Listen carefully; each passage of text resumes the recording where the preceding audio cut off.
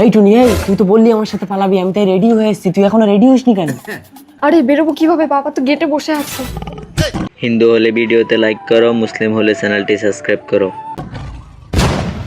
টুনি, আমি মালটাকে নাচ দেখাচ্ছি, তুমি পেছন দিক থেকে চুপি চুপি বেরিয়ে একদম মোড়ের মাথায় চলে যাবে। হ্যাঁ, আর যাও।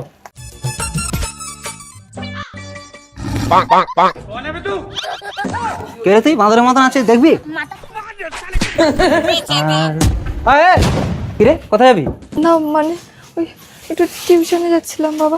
তোকে পড়তে যেতে হবে না, অনলাইনে এখন কত মাস্টার ফোন করে দিলে বাড়িতে এসে পড়িয়ে দিয়ে যাবে।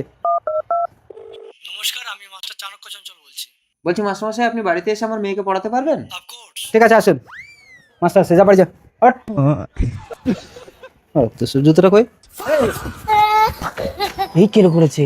টুনির বাবা তো টুনিকে আটকে দিয়েছে, এবার আমি কি করব? আইডিয়া। খুব লম্বা হয়েছে, তুই পড়তে যাবার নাম করে অন্য ছেলেকে নিয়ে পালিয়ে যাবি না? এক পা ঘর থেকে বেরোবি না, মাস্টার আসবে বাড়িতে পড়াতে।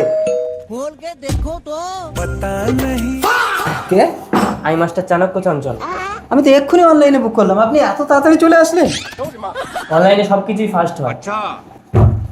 আরে এগুলো কি বই? এগুলো চলবে না, আপনি বাজারে গিয়ে শাহরুখ খানের একটা দিলবালে বই কিনে নিয়ে আসুন। সেটা আবার কি? বেশি বোঝেন? বেশি কথা বললে কিন্তু আমি চলে যাবো।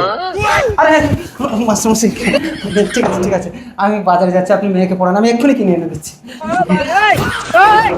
তাড়াতাড়ি চলো ফেলু, বাবা এসে যাবে। কি ঘোড়ার ডিমের শাহরুখ খানের দিলবালে বই, সে তো পাওয়াই যাচ্ছে না। দাদা, হ্যাঁ, আপনি আপনার মেয়েকে পড়ানোর জন্য কল করেছিলেন না? আর কে আপনি? মাস্টার তো বাড়িতে আমার মেয়েকে পড়াচ্ছে। আমি চাণক্য চঞ্চল। আপনি চাণক্য চঞ্চল? হ্যাঁ। তাহলে ওটা কি?